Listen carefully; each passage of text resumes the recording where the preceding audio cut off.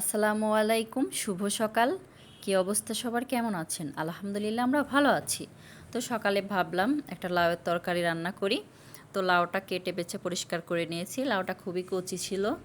আর এদিকে ভাবলাম লাউয়ের ভিতরে কি দেওয়া যায়, কুচি কুচি চিংড়ি আর কি, ছোট ছোট চিংড়ি বেছে নিয়েছি। তো চুলায় কড়াই বসিয়ে পরিমাণ মতো তেল দিয়ে এখন চিংড়িগুলো দিয়ে একটু ভাজা ভাজা করে নিচ্ছি, একটু লাল লাল করে। আর এখানে বাটা মশলা, আদা, পেঁয়াজ, রসুন, কাঁচামরিচ তো সব কিছু বেটে নিয়েছি, ওগুলা দিয়ে দিলাম। সাথে রেগুলার ইউজ করার মশলা, ধনিয়া গুঁড়া পরিমাণ মতো, হলুদের গুঁড়া পরিমাণ মতো, সাথে হচ্ছে সামান্য পরিমাণ মরিচের গুঁড়া আর স্বাদ অনুযায়ী লবণ দিয়ে আমি সুন্দর করে চিংড়ির সাথে কষিয়ে নিব। তো এখন এই পর্যায়ে সামান্য পানি অ্যাড করে দিলাম, তাতে করে মশলাটা আরও ভালো করে কষানো যায়। তো যাই হোক, সময় নিয়ে কষানোর পর এখন এই যে দেখতে পাচ্ছেন উপর দিয়ে তেল উঠে গেছে, আগের থেকে কেটে রাখা লাউগুলো দিয়ে দিলাম।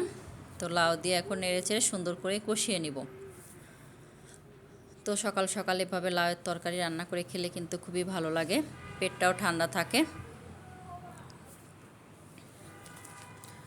আর আপনি যদি আমার চ্যানেলে আজকেই নতুন এসে থাকেন, চাইলে আমার চ্যানেলটিকে সাবস্ক্রাইব করে নিতে পারেন। আর এই ভিডিওটি যারা ফেসবুক পেজ থেকে দেখছেন, চাইলে তারা পেজটা ফলো দিতে পারেন। আর আপনি যদি অলরেডি সেই কাজটি করে থাকেন, তো আপনাকে জানাই অসংখ্য ধন্যবাদ।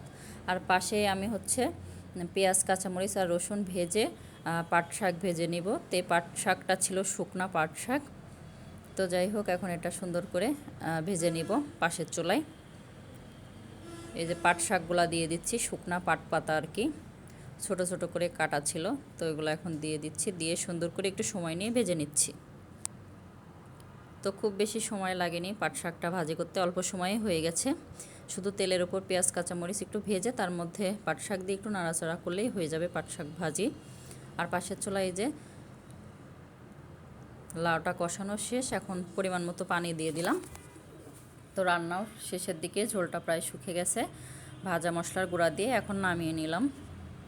তো এখন চুলার জালটা অফ করে দিব, রান্নাটা প্রায় শেষের দিকে যেহেতু। তো এদিকে পাট শাকটা ভাজা হয়ে গেছে, তো দেখতে পাচ্ছেন খুবই সুন্দর হয়েছে কালারটা।